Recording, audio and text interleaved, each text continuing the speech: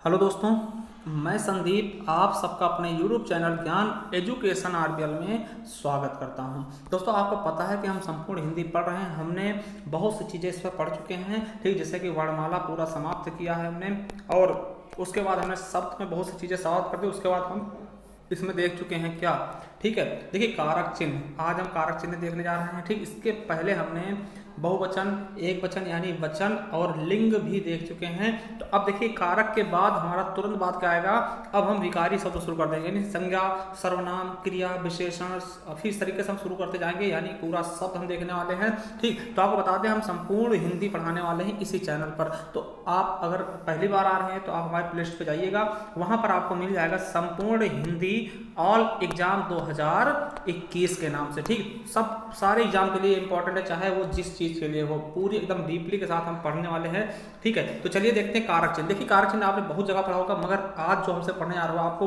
खुद अलग सा पता चलेगा, ठीक, क्योंकि इसमें हम अपवाद भी देखेंगे, ठीक है। अपवाद क्या होते हैं वो चीजें भी हम इसमें शामिल करने वाले हैं कारक चिन्ह में, ठीक है।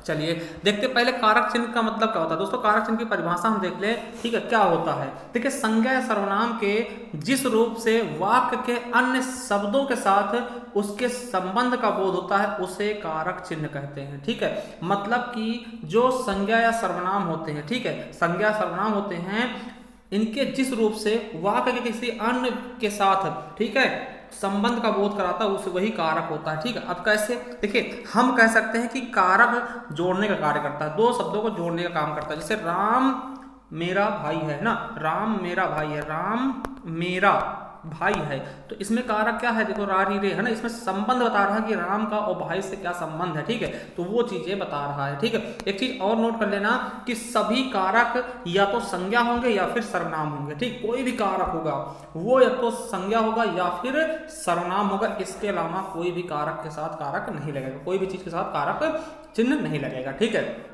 अब देखिए, विभक्ति क्या होती है। देखिए, संज्ञा या सर्वनाम के साथ जिन चिन्हों का प्रयोग किया जाता है उन्हें विभक्ति कहते हैं, ठीक। संज्ञा सर्वनाम के साथ जिन चिन्हों का प्रयोग किया था उन्हें हम विभक्ति कहते हैं, ठीक, विभक्ति कहते हैं, ठीक है, याद रखेंगे। देखिए, कारक की पहचान कराने वाले शब्दों को विभक्ति कहते हैं। ये भी कह सकते हैं कि जो कारक की पहचान कराते हैं, जैसे राम घर को जाता है, राम, देखिए, राम घर को जाता है, को जाता है, तो जाने और घर के साथ में कौन विभक्ति लगी है, को, तो यही क्या है दोस्तों, ये विभक्ति। देखिए, ये क्या कर रहा है, पहचान कर रहा है कारक की। जैसे मान लिया घर में पूछेगा कौन सा कारक है, तो हम इसके बगल वाला देखते हैं कि को में कौन सा कारक है, कर्ता ने कर्म को, तो इसमें घर में कौन सा हो जाएगा, कर्म हो जाएगा ना। इस तरीके से हम पहचानते हैं, ठीक है। चलिए अब देखिए, नोट क्या लिखा है कि विभक्ति को ही हम कारक चिन्ह भी कहते हैं। आपसे चाहे विभक्ति पूछी जाए चाहे कारक चिन्ह, बात वही है। परसर्ग भी कहते हैं और विभक्ति चिन्ह भी कहा जाता है। क्या क्या कहते हैं, विभक्ति भी कहते हैं, कारक चिन्ह भी कहते हैं, परसर्ग भी कहते हैं और विभक्ति चिन्ह भी कहते हैं, समझिएगा।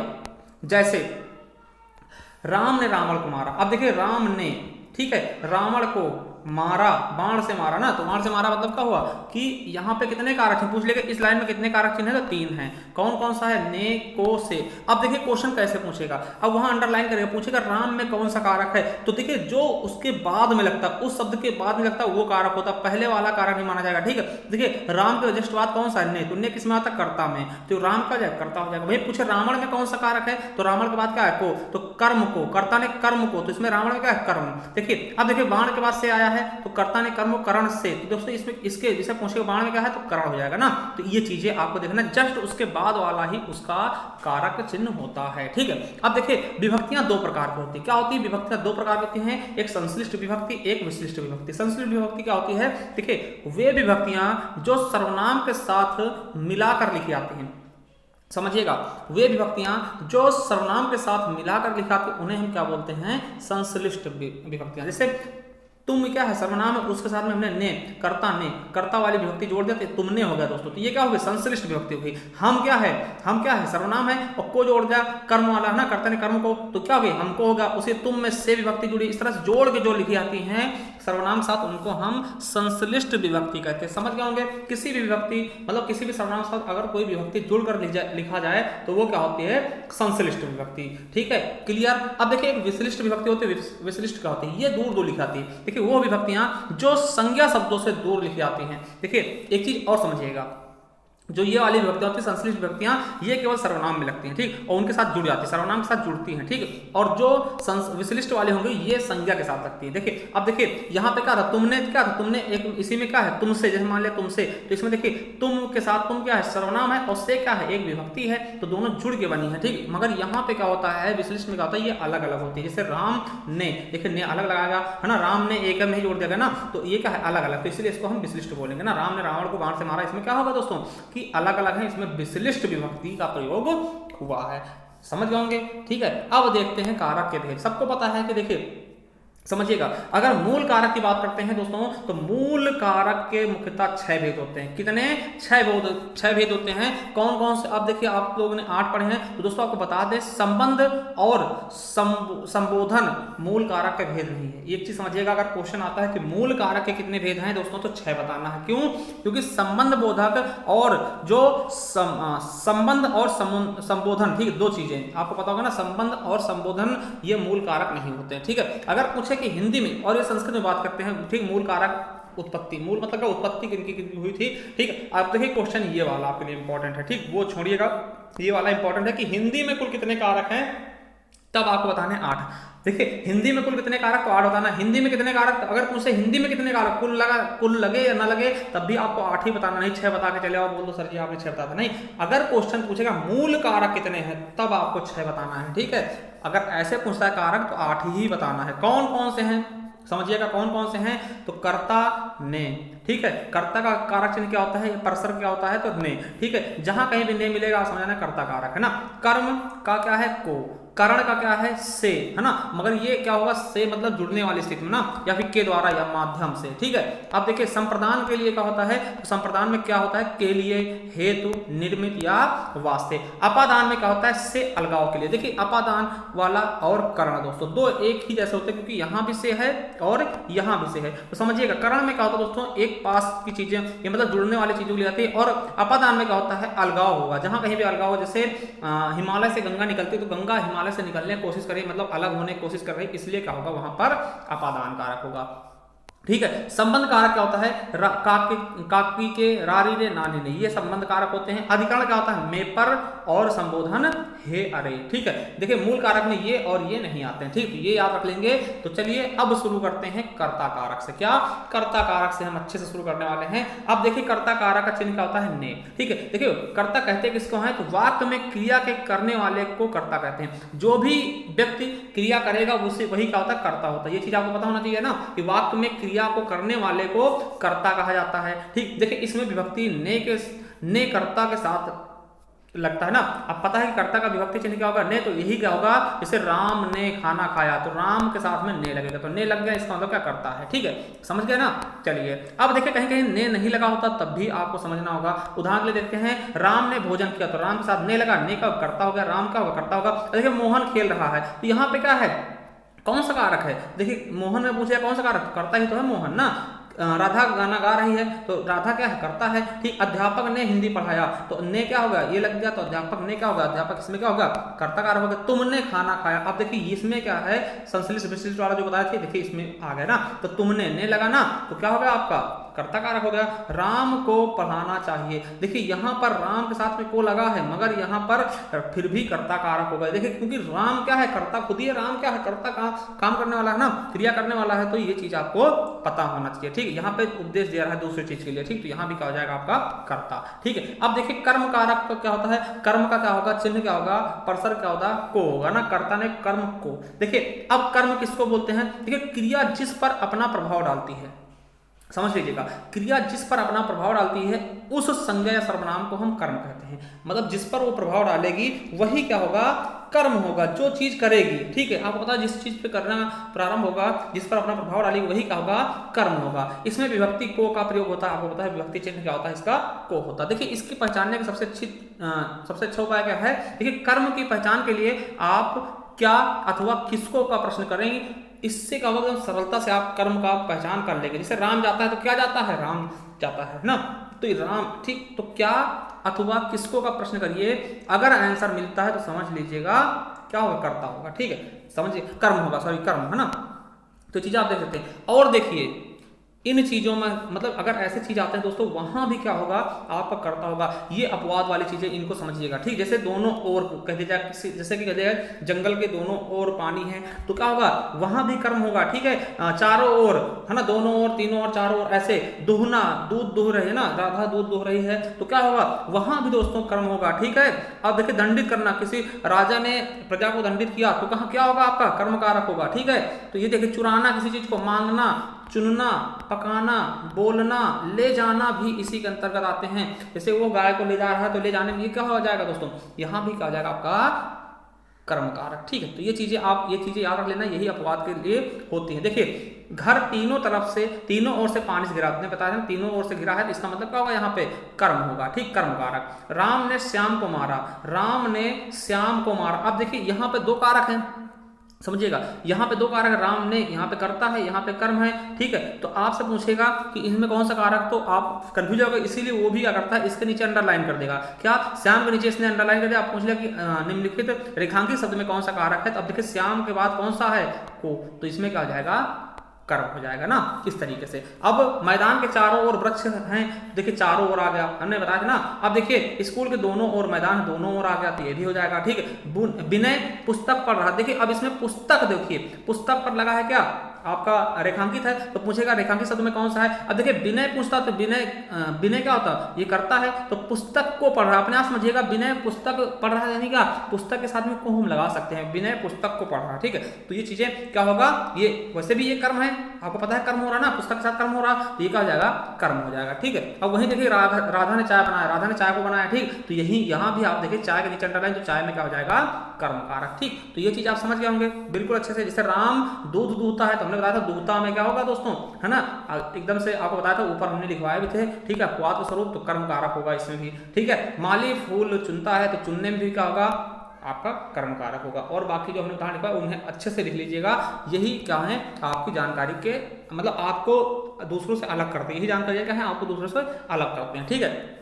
अब देखते हैं करण कारक, ठीक। करण का क्या होता है, से, देखिए वाक्य में जिस माध्यम से क्रिया करता है ना, वाक्य में कर्ता जिस माध्यम से क्रिया करता है दोस्तों, उस माध्यम को ही करण कहते हैं। जैसे राम साइकिल के द्वारा घर गया, तो किसके द्वारा गया, साइकिल के द्वारा, तो के द्वारा क्या हुआ, वही होगा आपका करण है, ठीक है। अब देखिए करण क्या होता है, जिस माध्यम से कर्ता कार्य करता है वही क्या होता है, करण होता है। देखिए इसमें विभक्ति से या के द्वारा या के साथ या के बिना का प्रयोग होता है, इतनी विभक्तियां लगती हैं, से, के द्वारा, के साथ, के बिना ना का प्रयोग किया जाता है। और चीज सुनिए, जो अपवाद स्वरूप आते हैं, जैसे इसके अंतर्गत विकलांगता, विवशता, व्याकुलता, के साथ, के बिना, या फिर समय पूछना और समय बताना का भी प्रयोग इसी के अंतर्गत आता है, ठीक है। विकलांगता, ठीक है, समझिएगा, विकलांगता, विवशता, व्याकुलता, के साथ, के बिना, समय पूछना और समय बताना भी इसी के अंतर्गत आएगा दोस्तों। किसके अंतर्गत, करण कारक के अंतर्गत, ठीक है, समझिएगा। जैसे वह एक पैर से लंगड़ा है, अब देखिए यहाँ पर क्या है दोस्तों, यहाँ पर क्या विकलांगता है, एक पैर से लंगड़ा है, मतलब यहाँ पे क्या हो जाएगा, करण कारक हो जाएगा, ठीक है। समझिए अभी कितने बजे, आप समय पूछ रहे हैं अभी कितने बजे हैं, तो यहाँ भी क्या होगा, करण कारक होगा। अभी 12 बजे समय बता रहा हो, तब भी क्या होगा, करण कारक होगा, हमने बता दिया। राम किताब से पढ़ता है, तो देखिए यहाँ से आ गए तो कोई दिक्कत वाली बात नहीं है ना। सीता ने डंडे से मारा, अब देखिए यहाँ पर डंडे में क्या होना चाहिए दोस्तों, यहाँ पे क्या होना चाहिए था, आपको पता अंडरलाइन होता, तो पूछता डंडे में कौन सा कारक है, तब आप बताते क्या, करण कारक है ना। तो ये चीज समझ गए। तुम कार से घर गए थे, तुम कार से घर गए थे, अब देखिए कार में क्या होना चाहिए दोस्तों, यहाँ पर अंडरलाइन, तो पूछता कार में कौन सा कारक है, तो से आप बता देते, कर्ण है ना। राम भाई के साथ रहता, तो के साथ आ गया दोस्तों, तो भी क्या हो जाएगा, कर्ण कारक, ठीक है। तो ये समझ रहे हैं ना कि विकलांगता को, देखिए वो लंगड़ा है, अब लंगड़ा है, यहाँ पे क्या है दोस्तों, विकलांगता है, तो ये भी क्या हो जाएगा दोस्तों, आपका कर्ण कारक, ठीक है। और आज रात 12 बजे आना जाना है, तो देखिए यहाँ समय की बात की जा रही है, ठीक है, तो ये भी क्या हो जाएगा दोस्तों, आपका हो जाएगा, बिल्कुल बिल्कुल क्या हो जाएगा, आपका कर्ण कारक। सीता के साथ, सीता राम के साथ बन गई, देखिए के साथ आ गया ना, तब भी क्या हो जाएगा, आपका कर्ण कारक। तो आपने अपवाद भी देख लिए हैं कि विवशता है ना, या फिर अंग भंग के उसमें, ठीक है।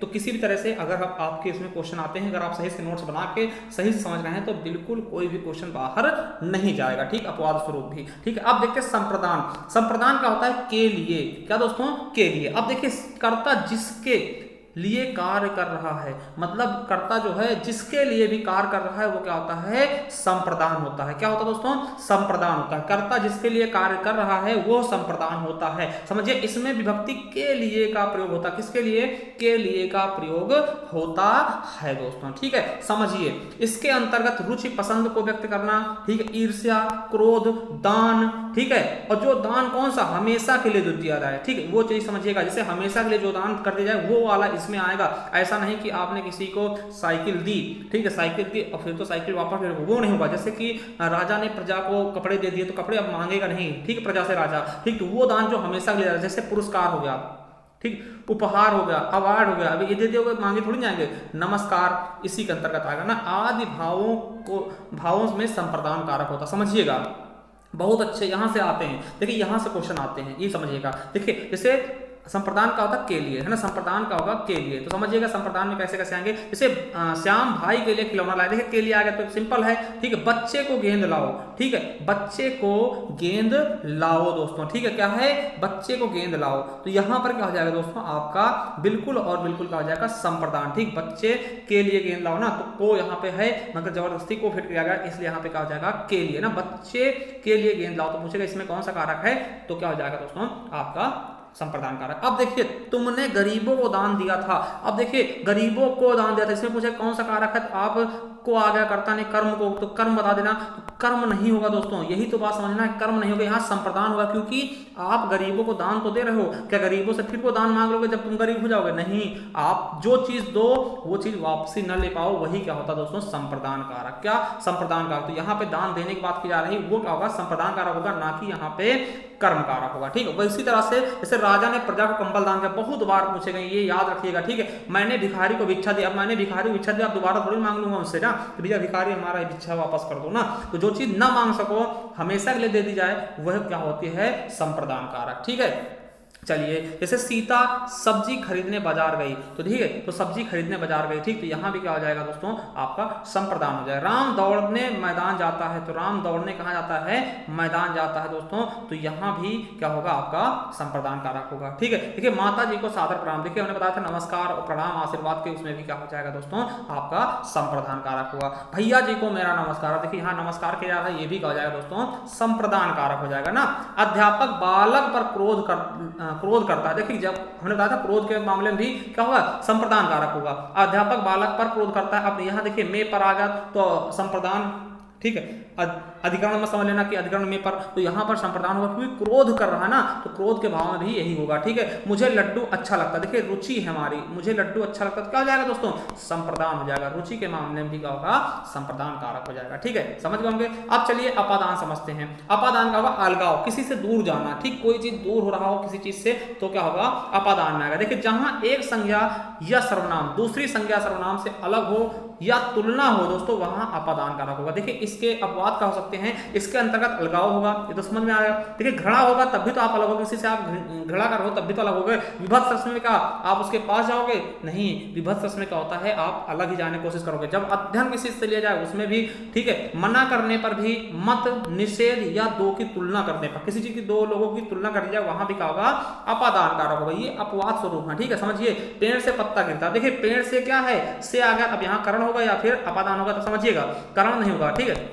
अपादान किस लिए होगा, देखिए पेड़ से पत्ता अलग होने की कोशिश कर रहा है, पेड़ से क्या पत्ता अलग होने की कोशिश कर रहा है, गिर रहा है ना, इसलिए अलग हो रहा है, इसलिए अपादान होगा। हिमालय से गंगा निकलती है, यहाँ से बहुत क्वेश्चन आते थे, ये भी याद रखेंगे, ठीक। करण से सबसे ज्यादा क्वेश्चन पूछाते हैं ना, तो अपादान से सबसे ज्यादा क्वेश्चन पूछाते हैं। हिमालय से गंगा निकलती है, तो हिमालय से क्या गंगा निकल रही है, यानी बाहर होने की कोशिश कर रही है, तो क्या हो जाएगा, आपका अलगाव वाला हो जाएगा, ठीक है। क्या हो जाएगा आपका दोस्तों, अपादान कारक, ठीक है। छत से बच्चा गिरा, अब छत पे खड़ा था बच्चा, अचानक नीचे गिर गया, तो क्या वो छत से अलग हो गया ना, वो चूहा बिल से निकला, अब देखिए बिल से चूहा निकल गया, तो चूहा क्या हुआ, बिल से अलग हो गया, ठीक है। हाथी ने तालाब से पानी पिया, तो देखिए तालाब से हाथी ने क्या किया, तालाब से कुछ ना कुछ तो पानी अलग किया, उसने पिया होगा, तो कुछ ना कुछ तो पानी तालाब से उसने अलग कर दिया, ठीक है। अब देखिए, राम श्याम से अच्छा है, देखिए यहाँ पे तुलना कर दी गई, राम श्याम से अच्छा यानी तुलना की गई, तो यहाँ भी क्या हो जाएगा दोस्तों, आपका अपादान कारक, ठीक है। अब राम को पाप से घृणा है, देखिए पाप के भाव में भी क्या होता है दोस्तों, अपादान कारक होता, हमने ऊपर बताया भी है। तो यहाँ पे पाप किया जा रहा है, घृणा है, तो घृणा घड़ा के मामले में क्या होता है, अपादान कारक। ठीक है, तो बिल्कुल अच्छा,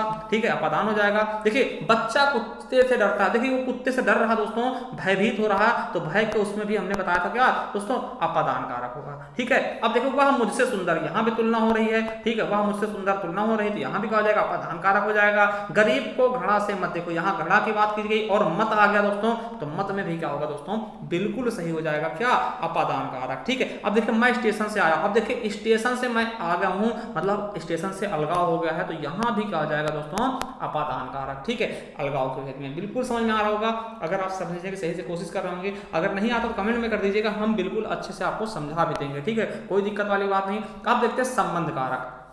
संबंध कारक क्या होता है, काकी के, रारी रे, नानी ने। ठीक, समझिएगा, आप बचपन से सीखते आ रहे हैं संबंध कारक काकी के, रारी रे, नानी ने, है ना, इसको समझते हैं। ठीक, देखिए संबंध क्या होता है, संज्ञा या सर्वनाम के जिस रूप से उसका दूसरे शब्दों के साथ संबंध प्रकट होता है उसे हम संबंध कारक कहते हैं। देखिए विभक्ति, इसमें देखिए इसके विभक्ति से बने शब्द, जैसे मेरा हो गया, है ना, जैसे मेरा, मेरी, मेरे, अपना, अपनी, अपने, उनका, उनकी, उनके, ठीक है, आदि शब्द। ठीक, वो दान जो सदा के लिए दिया जाए, देखिए जो हमने देखा था क्या, वो दान जो सदा के लिए दिया जाए दोस्तों, ठीक है, वो क्या होगा, संबंध हो जाएगा। ठीक, समझिएगा, जो दान हमेशा के लिए दे दी जाए तो वो क्या हो, हमेशा के लिए ना दी जाए, सॉरी, हमेशा के लिए ना दी जाए। जैसे हम क्या करते हैं, किसी को कार देते हैं, हमने उसको कार दी, तो कार अब हमेशा के लिए थोड़ी दे देंगे, फिर वापस ले लेंगे, गाड़ी देंगे, या फिर देखिए, ठीक, तो ये चीजें क्या होती है, जो हमेशा न ली जाए दोस्तों, हमेशा के लिए न दी जाए, वो क्या होता है आपका, इसी में आएगा। ठीक, किसमें आएगा, संबंध में। और देखिए हमने क्या देखा, जो हमेशा के लिए देते थे वो संप्रदान में आता, जो हमेशा के लिए गरीब को कंबल दिया तो कंबल अब दोबारा वापस नहीं मांगे तो वो संप्रदान में होगा। अब जैसे मान लिया हमने किसी को दिया क्या, पेन दे दिया, तो पेन हम वापसी ले लेंगे ना दोबारा, तो वो क्या होगा, वो दान ऐसा होगा कि जो हम वापस ले लेंगे। ठीक, तो वो आपका इसी में आएगा। ठीक है, समझिएगा, मेरी कार खो गई है, अब देखिए मेरी, तो यहाँ पे रारी रे आ गया, बिल्कुल सही, यही हो जाएगा हमारा, है ना, क्या हो गया, संबंध कारक हो गया, कार से मेरा क्या संबंध है। मैंने अपनी जीवनी लिखी है, तो देखिए यहाँ मैंने आ गया, तो नानी ने, बिल्कुल सही है ना, नानी ने। ठीक है, तुम्हारे पिताजी हैं, तुम्हारे पिताजी हैं, तो रारी रे आ गया, है ना। देखिए उस व्यक्ति की 3 बेटियां हैं, उस व्यक्ति की 3 बेटियां, देखिए यहाँ पर क्या, उसका संबंध बताया जा रहा है, तो संबंध हो जाएगा, बिल्कुल संबंध हो जाएगा, बेटी से उस व्यक्ति का क्या संबंध है कि उसकी बेटियां हैं। ठीक है, मेरा पुत्र बहुत दुष्ट है, अब देखिए यहाँ पर रारी रे आ गया, वैसे भी समझ में आ गया, वैसे भी मेरे पुत्र से क्या रिश्ता बताया जा रहा है, संबंध बताया जा रहा है। ठीक, अब देखिए तुमने धोबी को कपड़े दे दिए, अब देखिए यहाँ पर समझिए, देखिए यहाँ पर क्या, तुमने धोबी को कपड़े दे दिए, तो क्या हो जाएगा दोस्तों,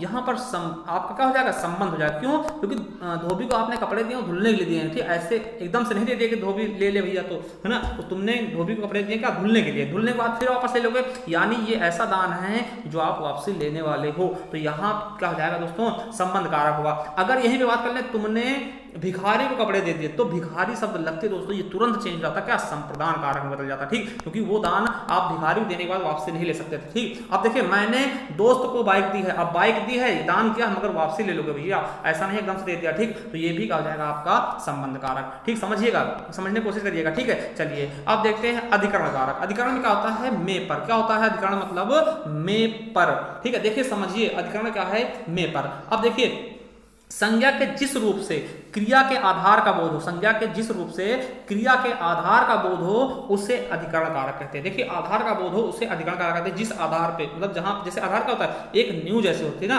तो क्रिया के संज्ञा के जिस रूप से क्रिया के आधार का बोध हो उसे अधिकरण कारक कहते हैं। समझिएगा, इसके अंतर्गत विशेषण की उत्तमा अवस्था तथा उस पर गया है का प्रभाव पड़ता है, का प्रयोग, उस पर गया मतलब जैसे होता नहीं कि कोई जैसे लड़के मतलब बच्चे देखने आते हैं, छोटा बच्चा, तो या फिर दुल्हन देखने आते हैं किसी का, कहते हैं ना कि ये दुल्हन उसकी तरह है ना, उस पे गई है। फिर बच्चा होता किसी का तो बोले कि चाचा पे गया है ना, तो बच्चे जो ये चाचा पे गया है ना, किसी का बच्चा, तो बच्चा जो हाँ होते नहीं, वो तुलना जो करते हैं, जो लेडीज ज्यादा करते हैं ना, कि ये किसी बच्चा हुआ तो वहां देख के ही बोले कि वो बच्चा उस पे गया, अपने भाई पे गया, या अपने मामा पे गया, अपने चाचा पे गया, तो वो अवस्था क्या होगी दोस्तों, यही हो जाएगा। ठीक, उसमें क्या होगा, अधिकरण हो जाएगा। ठीक, चलिए देखते हैं, वैसे में पर आएगा, ठीक, और उत्तम अवस्था का प्रयोग कर दिया या फिर उस पर गया है, ऐसे सेंटेंस होंगे तो वो क्या हो जाएगा, आपका अधिकरण हो जाएगा। देखिए मेज पर पुस्तक रखी तो पर आ गया, बिल्कुल अधिकरण हो गया। मैं 10 मिनट में आ रहा हूं तो मैं आ गया दोस्तों, फिर भी अधिकरण हो गया। बेटा अपने बाप पर गया तो पर गया है, हमने बताया ना, बेटा अपने बाप पर गया, बेटा अपने चाचा पर गया है ना,